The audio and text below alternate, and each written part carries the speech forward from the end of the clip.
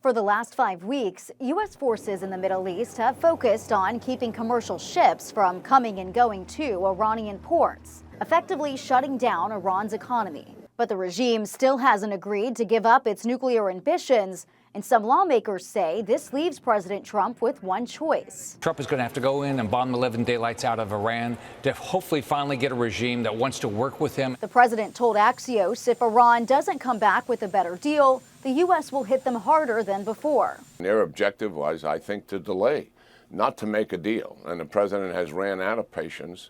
I don't think there's any deal to be made here. Despite warning Iran time is of the essence, before his trip to China, Trump seemed willing to wait. Never a deadline. It'll happen. It'll happen. On Capitol Hill, Democrats are gaining more Republican support for a war powers resolution to keep the administration from reigniting the war. But the measure is still falling short, and at least one Democrat continues to side with the White House. I'm very much aware how damaging it is as a Democrat to vote with the president. This is the 7th time that I've done that because I fundamentally believe that Iran should never acquire a nuclear bomb. Iranian state media is reporting its leaders sent a new 14-point plan to Pakistani mediators to present to the U.S. today. In Washington, Rebecca Castor, Fox News. Public health officials are scrambling to contain a new Ebola outbreak in Central Africa. So far, there have been more than 300 suspected cases and dozens of deaths in Congo and neighboring Uganda. Sunday, the CDC said it's working to relocate a small number of Americans affected by the outbreak, but says the risk to the broader public remains low. The region where it is happening is highly volatile, with the humanitarian situation going on and the population moving around from South Sudan to Uganda and other parts. The World Health Organization has declared the outbreak a global health emergency. The agency says the current strain is a rare type of Ebola with no approved vaccines or treatments. It typically spreads through bodily fluids and can kill up to half of the people it infects. We have some candidate vaccine, some candidate medicine. We are pushing this route. The outbreak comes as health officials also deal with the deadly hantavirus outbreak linked to a cruise ship. The MV Hondius, along with more than 24 crew members, docked in the Netherlands Monday morning. Public health officials will disinfect the ship and inspect it before it's cleared to sail again. There will also be some samples taken before the cleaning by a research team to see whether the viruses can be found in frequently touched contact points.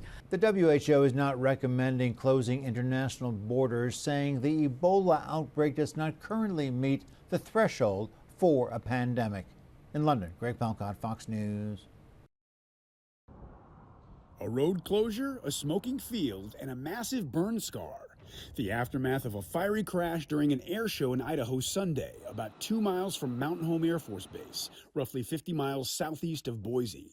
That explosion on the ground occurring moments after 2 fighter jets collided in the sky. We were actually watching 2 planes right in front of us, doing, the air show and watching them for quite a while. The mid-air crash happened on the second day of the Gunfighter Skies air show. We didn't actually see the collision happen, but we did see, the aftermath. We, of course, started looking at the road, and that's when we saw that big black plume of smoke behind us. Officials say all 4 crew members involved in the crash ejected and were able to parachute to safety. First responders mounted a swift response to the fiery aftermath of the crash. The base went on lockdown after the incident. And according to the Mountain Home Police Department, the remainder of the air show was canceled. The Mountain Home Air Force Base gunfighters released a statement confirming emergency responders were on scene. According to the statement, an investigation is underway and more details will be released as they become available. I'm Reed Binion reporting.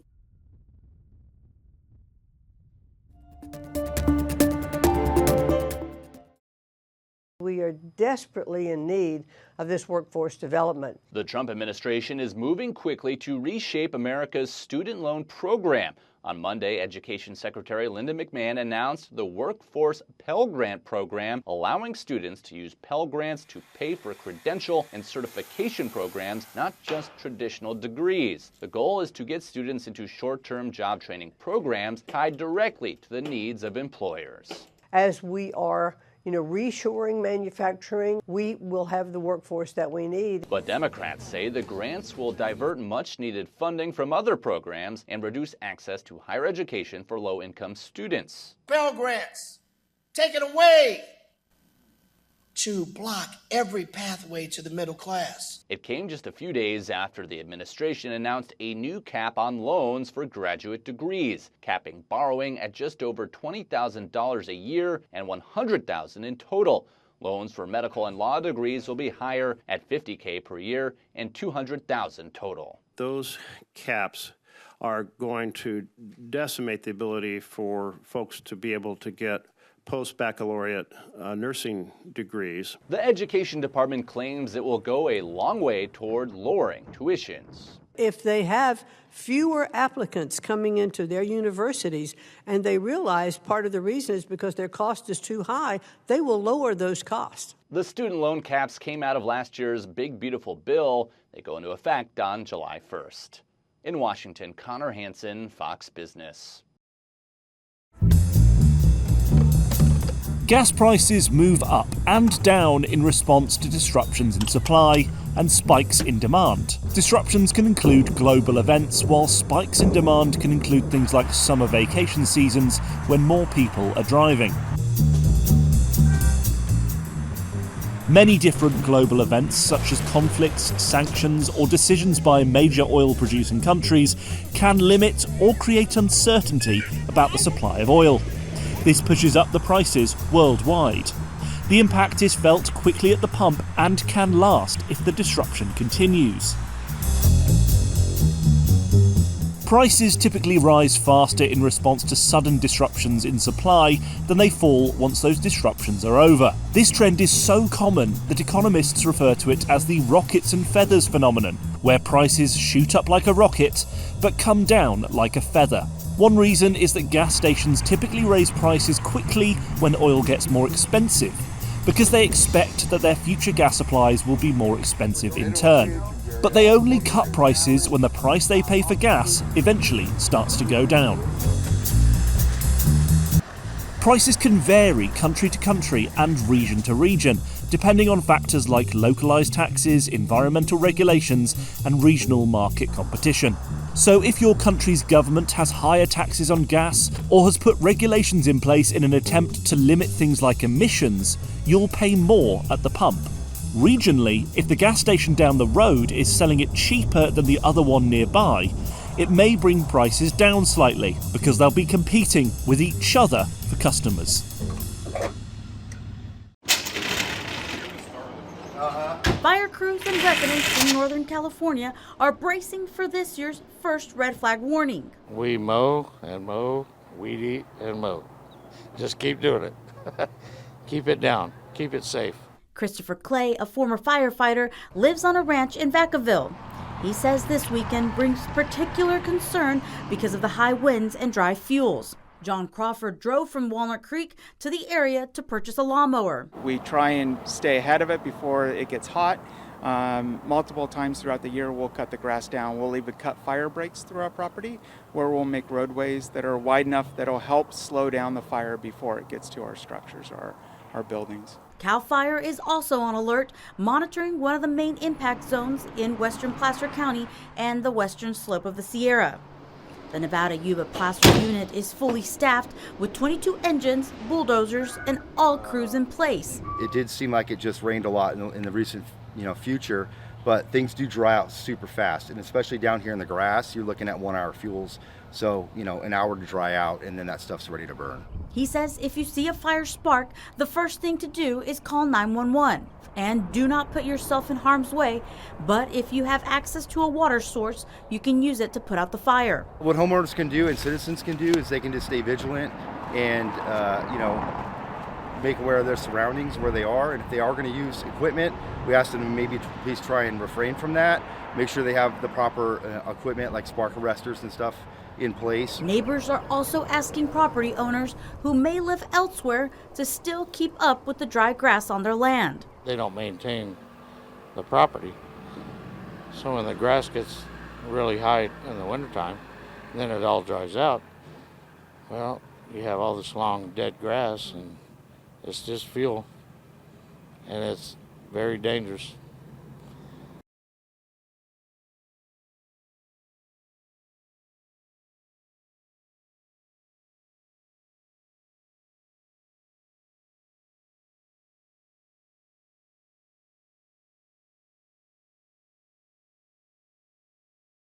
The Army breaks this training down into 3 phases: crawl, walk, and run. The company commander I spoke with says his troops are in the walking phase right now, and the only thing separating them from that running phase is repetition. That's how the United States military is so successful, because the time we do the actual exercise, the culminating event, we've probably already done it 20 to 30 times. At Operation Hood Strike, troops have one mission: to cross the water and close in on the enemy. Our goal is to get as much throughput as possible for friendly forces. The Army can build rafts just like this one to get vehicles and troops across to begin their assaults. We built a 7-float raft you can see behind me here that we'll use to load Abrams tanks.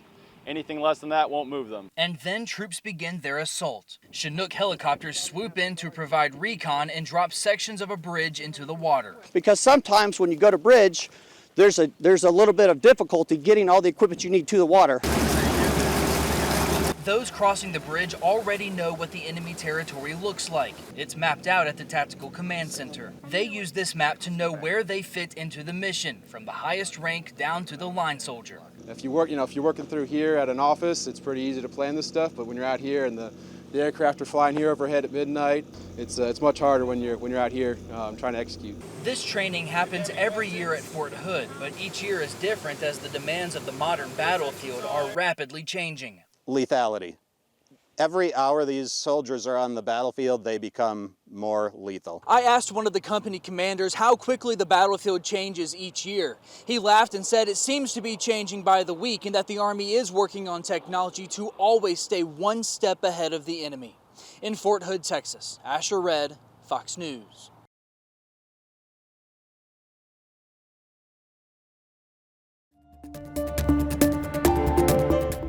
From high gas prices to soaring airfares, travelers are bracing for an expensive summer. I have a vehicle that takes premium gas only, and I'm not driving it very often now. As of Sunday, the national average for a gallon of regular gas was $4.51, according to AAA. Before the war with Iran, the average was $2.98. That's more than a 50% increase in less than 3 months. And drivers hitting the road on Memorial Day weekend should expect prices to remain high. We're paying well over what we were this time last year. AAA spokesperson Aixa Diaz says the pain at the pump isn't stopping people from traveling, though. AAA estimates a record 45 million people will travel 50 miles or more between this upcoming Thursday through Memorial Day on the 25th. And experts warn high prices will likely continue until the war with Iran is over. Once we see a little bit more clarity in the timing and the scope of any agreement, oil prices would likely start going down noticeably. Iran's hold on traffic through the Strait of Hormuz is keeping supplies lower than normal. Normally, 20% of the world's oil supply travels through this key waterway, and a deal to end the war appears far off between the U.S. and Iran. When asked about the negotiations recently, President Donald Trump said this. They have fully agreed no nuclear, and if they have any nuclear of any form, I don't read the rest of their letter. Many experts say if the strait remains closed through the start of the summer, gas prices could be even higher by July 4th. I'm Jen Sullivan reporting.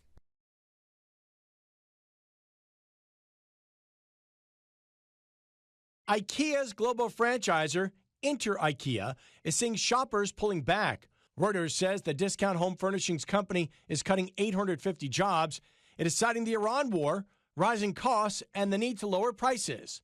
IKEA has been shifting from big suburban warehouses to smaller stores in cities. In coming days, SpaceX is expected to file required information for its stock launch. The Wall Street Journal says Elon Musk's rocket company is aiming to go public June 12th, likely on the NASDAQ.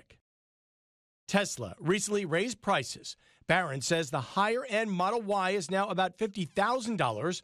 Model 3 prices appear to remain the same. European discount airline Ryanair says it expects to lower fares. It's seeing more last-minute travel, though it says demand remains robust Ryanair says it hedges fuel, but is dealing with higher fuel prices. And in other travel news, the TSA is experimenting with off-site screening to relieve airport congestion. The Journal says some passengers catching flights out of Boston Logan International Airport will go through security at an outpost and will be transported by shuttle bus 25 miles to the airport, where they will be dropped off beyond the security checkpoint. CJ Papa, Fox News.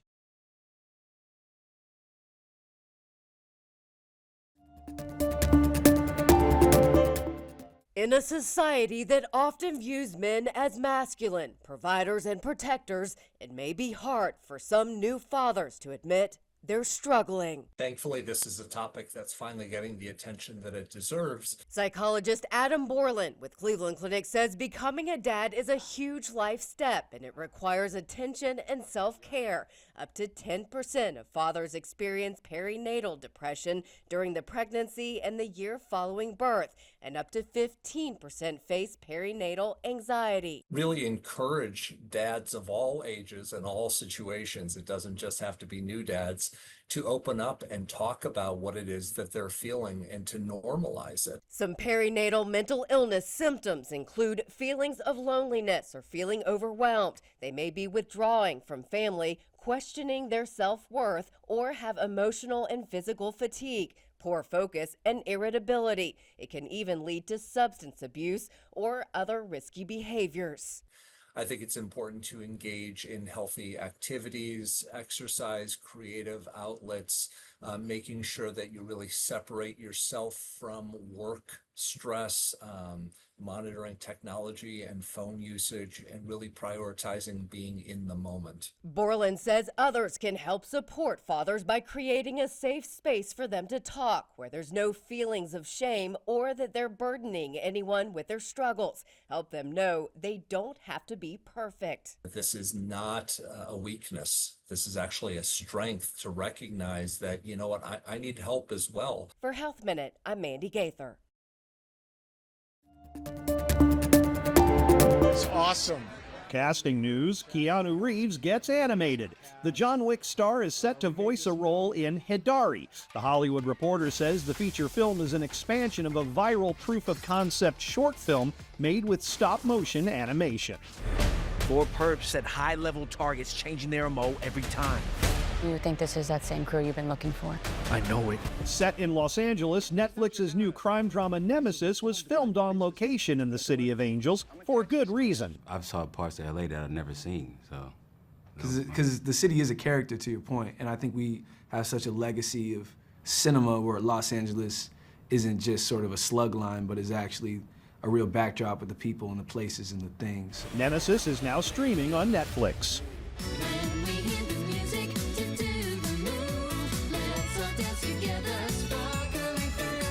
That's new music from The Wiggles. The global children's entertainment phenomenon released the video for Sparkle on its YouTube channel. The Wiggles are set to start a North American concert tour this August, kicking off in Orlando, Florida. In Hollywood, I'm Rick Damagella. In fashion, humanity is our canvas. But the Velvet Gang is reducing our margins. Shoplifters take aim at the wares of a high-end fashion designer in Boots Riley's I Love Boosters. But who's stealing from whom? Christy Smith stole my design. What? We gotta get it back for that. I have a plan. Together, we empty out every single Metro designer in the Bay Area. The Black community and other communities of color who are inspiring a lot of the fashion houses and inspiring a lot of fashion are sold back this stuff at prices they can't afford. I call it triple F, fashion forward philanthropy. I know how to spell philanthropy. Branding, though. Keke Palmer and Lakeith Stanfield lead the cast of the caper comedy With a Conscience. You boosters just tank like you. We all go through these different stages, but I think healing is very important for us to try to find and try to get a balance in our own trauma versus like where we want to be. We have to make her cry. 3, 2, 1. Oh, come on. Let's take all of it. Grab them wigs. In Hollywood, I'm David Daniel. If there's one secret to happiness in my life, it's taking care of the kindest creatures on Earth. Talking animal comedy The Sheep Detectives grazed down to the number 5 spot this weekend on ticket sales of $9.3 million. Johnny Cage, you have been chosen for Mortal Kombat. Mortal Kombat 2 slipped from 2nd place into 4th with $13.4 million. You only get one wish. I wish Nikki Freeman loved me more than anyone in the entire world. Psychological horror flick Obsession debuted in 3rd place with $16.1 million. You are here to help us through our current scandal. The Devil Wears Prada 2 stepped off the catwalk and into 2nd place with $18 million, bringing its 3-week domestic box office total to $175.9 million.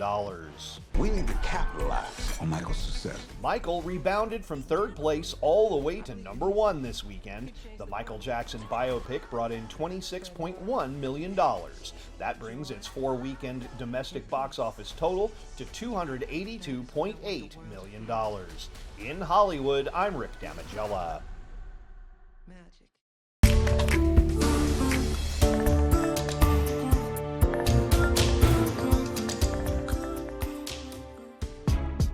Two Iowa cops heading to the same place ended up in the wrong place at the wrong time when they crashed into each other en route to the same emergency. Newly released video from Davenport police shows the officers responding as backup to a disturbance involving a burglary in April. One heading southbound, the other westbound. Both officers had their lights and sirens activated when they suddenly collided at an intersection. No injuries were reported in the incident, and the Iowa State Patrol is now investigating. Another crazy crash, this one captured on surveillance in a Florida neighborhood where officials say a woman fell asleep behind the wheel of a rental car and drove into a home. Luckily, the vehicle crashed through an exterior wall and into the home's garage. No injuries were reported. The Lee County Sheriff's Office says the driver admitted to drinking earlier in the night. They say she failed a subsequent field sobriety test and was arrested. Two men had to be rescued not from a crash, but a capsized fishing boat, which they were found clinging to some 6 miles off the California coast. A whale watch crew made their way to the marooned pair, who had been rock fishing when disaster struck, and pulled both to safety just before conditions worsened significantly, which they say would have hampered a rescue op and made it much more difficult for the men to hang on. Speaking of which, hang on, I've got one more for you, and it's a weird one. Video from a Japanese zoo shows a person jumping into an enclosure full of monkeys while wearing a bizarre costume with a big, goofy, smiling head. Officials were not smiling and say 2 Americans who deny the allegations were detained following the stunt, which happened to take place in the enclosure housing the internet-famous Punch the Monkey. Yes, that Punch the Monkey. For Take a Look at This, I'm Jeremy Roth.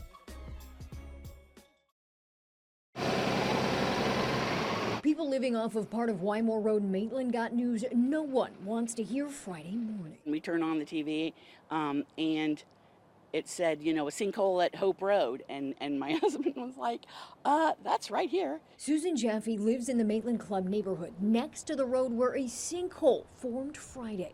Based on where she believes the hole is? It's really just on the other side. It's very close to my home. She said sinkholes of years past, like the one that created Lake Rose in Winter Park, make it hard not to worry. I mean, it swallowed houses and cars, and so it's kind of scary, but I'm sure it'll be fine. They haven't told us to leave or anything. Early reports had the sinkhole at 20 feet in diameter, but by Friday night, Daryl Moody with Orange County Public Works said it doubled in size. It's grown since I was last out here at 1:30. Nobody knows how much bigger it's going to get. It does have some room before it encroaches on that wall of the neighborhood. And before it encroaches on the berm there along that FDOT retention pond. He said until the ground stops moving, they can't start work to repair the road. They used ground-penetrating radar Friday, which Moody said will tell them if there's a larger void under the sinkhole. He said if it stops growing over the weekend, they'll pull the asphalt out of the hole and try filling it with water and see if it holds. If it holds water, then it's stable. We can begin repairs at that point. But that's if the sinkhole stops growing. We asked Moody if there's concern for the homes in the area. We really just don't know. I mean, do we think it's going to open up huge? No, but you never know. So it is growing and it is not stable, and we can't begin the repairs or the backfill or any of that process until we have that. Until it gets fixed, it means a detour onto Hope Road and Oronold Road to Maitland Avenue. But for people like Jaffe, the detour isn't their biggest concern with the sinkhole. It's its diameter. I really want to know that it has stopped growing. That's what I want to know. That's really, I would say, my biggest concern. Fox 54 Plus has your news, sports, and weather. Start your evening with Fox 54 at 5:30, delivering the latest headlines and live reports straight from the scene. Then, stay informed with Fox 54 News at 9, featuring your Tennessee Valley certified most accurate weather impact team, tracking everything from tornado threats to traffic delays during severe weather. Fox 54 Sports Extra brings you more of what sports fans crave, with deeper insights, expert analysis, and all the action that matters most. On Fox 54 Plus, you'll also find Alabama politics, plus 24/7 weather radar and real-time forecasts to keep you ahead of the storm. Looking for a quick recap? Don't miss Fox 54 Week in Review, highlighting the biggest stories of the week. Jumpstart your morning with Morning Rush. Fast-paced news updates, featured with uplifting stories from across the globe. Get your entertainment fix with Getting Real, where we break down movie reviews, top 10 lists, and spotlight the newest film. Die Hard fan? Locked On Sports dives deep into the Crimson Tide, the Tigers, college rivalries, and pro action. True crime warrior style? Killer Cases brings you gripping real-life stories that stick with you. Hungry for more? Cooking with Style serves up mouth-watering recipes that are easy to make and impossible to resist. From movie previews before you head to the theater with Take a Look, to must-know headlines from across the region and around the world with In the News. Watch all of these shows on demand and also on the Fox 54 News app. Available on Android and iOS devices. Streaming 24/7.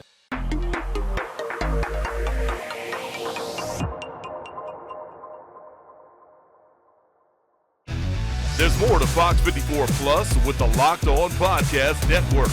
From the Tide to the Tigers, from college teams to pro, the Locked On Podcast Network gives you insights and analysis you just can't find anywhere else. These kids, they want to play. But I don't think so. I think it was Chad Baker-Mazara. Locked On Sports, streaming every day of the week and right here on Fox 54 Plus.